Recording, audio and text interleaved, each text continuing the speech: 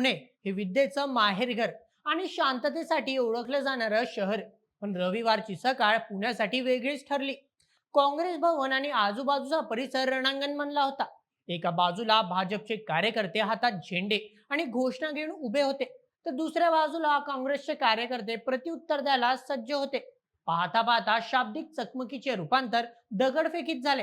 काचा फुटल्या, पोलीस जखमी झाले, पत्रकार जखमी झाले आणि पुण्याच्या राजकीय संस्कृतीला पुन्हा एकदा गालबोट लागले. या राड्याचे मूळ आहे काँग्रेसचे प्रदेशाध्यक्ष हर्षवर्धन सपकाळ यांचे एक विधान. आणि विधान इतकं का चिघळलं, चला सविस्तर समजून घेऊया आजच्या व्हिडिओमध्ये. या वादाची सुरुवात मालेगाव मधून झाली, जिथे टिपू सुलतानचा फोटो लावण्यावरून वाद सुरू होता. या वादात उडी घेत काँग्रेसचे प्रदेशाध्यक्ष हर्षवर्धन सपकाळ यांनी एक असं विधान केलं, ज्याने भाजपच्या पायाखालची वाळू सरकली. सपकाळ म्हणाले की टिपू सुलतान हा सुद्धा एक योद्धा होता. त्याने इंग्रजांविरुद्ध लढा दिला. त्यामुळे टिपू सुलतानला छत्रपती शिवाजी महाराजांच्या समक्ष म्हणजेच बरोबरीने बघितलं पाहिजे. बस हे वाक्य बाहेर येताच महाराष्ट्रात राजकीय भूकंप झाला. छत्रपती शिवाजी महाराज यांना संपूर्ण हिंदुस्थान दैवत मानतो. त्यांची तुलना टिपू सुलतान सारख्या ज्यावर धर्मांतर आणि अत्याचाराचे आरोप भाजप लावते अशा राजा शिखरने हे भाजपला आणि हिंदुत्ववादी संघटनांना पचणे पडणे शक्यच नव्हते. सपकाळांच्या या विधानानंतर भाजपने आक्रमक भूमिका घेतली. भाजपचे म्हणणे आहे की शिवाजी महाराज म्हणजे रयतेचे राजे, ज्यांनी स्वराज्य स्थापन केले, तर टिपू सुलतान हा हिंदूंवर अत्याचार करणारा शासक होता. दोघांची तुलना होऊच शकत नाही. या संतापाचा कळस गाठला तो अहिल्यानगरमध्ये. भाजपचे शहर जिल्हाध्यक्ष अनिल मोहिते यांनी तर थेट धमकीच दिली. ते म्हणाले, जो कोणी हर्षवर्धन सपकाळ यांची जीप छाटेल त्याला मी 10 लाख रुपये बक्षीस देईन. राजकारणात अशी हिंसक भाषा वापरल्याने आगीत तेल ओतले गेले. या विधानामुळे काँग्रेस कार्यकर्ते अधिकच चवताळले. रविवारच्या दिवशी भाजपने पुण्यातल्या काँग्रेस भवनासमोर आंदोलन पुकारले. यावेळी भाजप कार्यकर्ते सपकाळांचा निषेध करत होते, पण आतमध्ये काँग्रेसचे कार्यकर्तेही तयार होते. जेव्हा दोन्ही बाजूंचे कार्यकर्ते आमने सामने आले तेव्हा संयम सुटला. आधी घोषणाबाजी झाली, मग शिवीगाळ आणि अचानक दगडफेक सुरू झाली. या दगडफेकीत पोलिसांना आणि मुलाखतीसाठी गेलेल्या पत्रकारांना सुद्धा दुखापत झाली.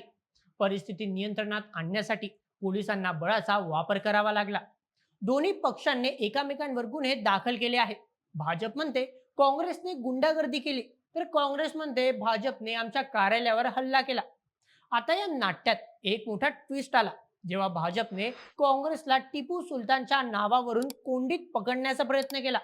तेव्हा हर्षवर्धन सपकाळ यांनी इतिहासाचे पाने चाळत भाजपचाच एक जुना ठराव बाहेर काढला.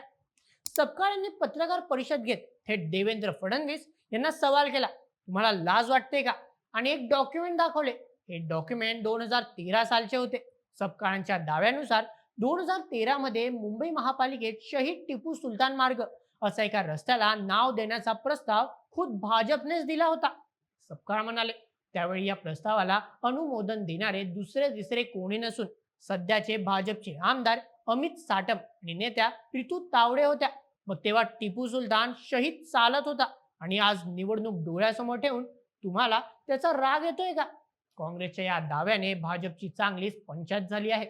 स्वतःच्या जुन्या निर्णयामुळे भाजप आता बॅक फुटवर गेल्याचे चित्र काही अंशी निर्माण झाले आहे. अनिल मोहितेंनी दिलेल्या जीप छाटण्याच्या धमकीला हर्षवर्धन सपकाळ यांनी अत्यंत फिल्मी आणि उपहासात्मक शैलीत उत्तर दिले. ते म्हणाले, माझी जीप कापल्याने जर शेतकऱ्यांची कर्जमाफी होणार असेल, महागाई कमी होणार असेल, चीनने बळकावलेली जमीन भारताला परत मिळणार असेल, तर खुशाल माझी जीप कापा, मी तयार आहे. पण मी भाजपचा दुतोंडीपणा उघडा पाडतच राहणार. मित्रांनो, काँग्रेस किंवा विरोधी पक्षाच्या नेत्यांकडून छत्रपती शिवाजी महाराजांबद्दल किंवा महापुरुषांबद्दल वादग्रस्त विधाने येण्याची ही पहिलीच वेळ नाही. यापूर्वीही अशा घटना घडल्या आहेत, ज्यामुळे वातावरण तापले होते. चला त्यांच्याबद्दल जाणूया. सर्वप्रथम हुसेन दलवाई. काही काळापूर्वी काँग्रेसचे ज्येष्ठ नेते हुसेन दलवाई यांनी देखील शिवाजी महाराजांबद्दल बोलताना काही संदर्भ दिले होते, ज्याचा भाजपने विपर्यास करून मोठा गदारोळ केला होता. द्वितीय, राहुल गांधी. भारत जोडो यात्रेदरम्यान राहुल गांधी यांनी सावरकरांबद्दल आणि महाराजांच्या संदर्भाने केलेल्या काही भाषणांवरून भाजपने रान उठवले होते. भाजपने सातत्याने आरोप केला आहे की काँग्रेसच्या नेत्यांना हिंदू राजांचा इतिहास सांगताना नेहमी सेक्युलर चष्मा लावावा लागतो, ज्यामुळे महापुरुषांचा अपमान होतो. तृतीय, जितेंद्र आव्हाड, राष्ट्रवादी काँग्रेस शरद पवार गट.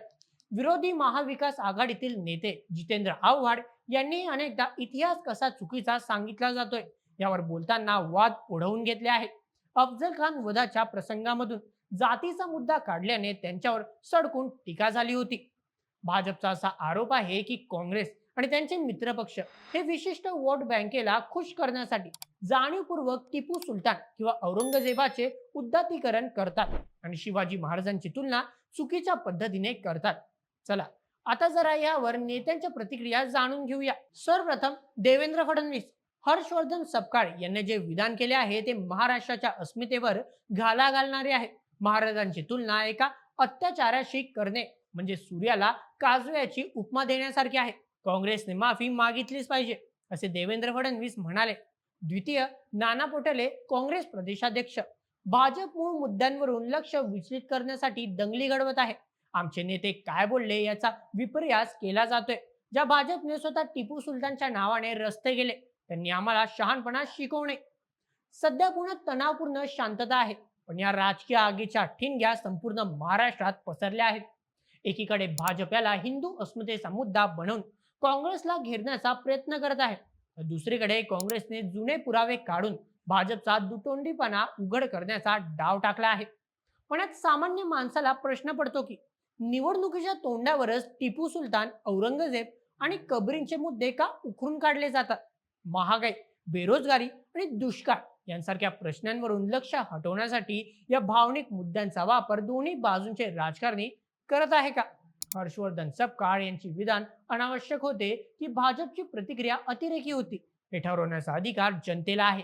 पण एक गोष्ट नक्की, जोपर्यंत इतिहासाचा वापर राजकारणासाठी होत राहील तोपर्यंत महाराष्ट्राच्या रस्त्यावर असाच राडा होत राहणार. मित्रांनो, या संपूर्ण प्रकरणावर तुमचे काय मत मला कमेंटमध्ये नक्की कळवा आणि अशाच व्हिडिओसाठी सबस्क्राईब करा बोल एम एच आपल्या युट्यूब चॅनलला. धन्यवाद.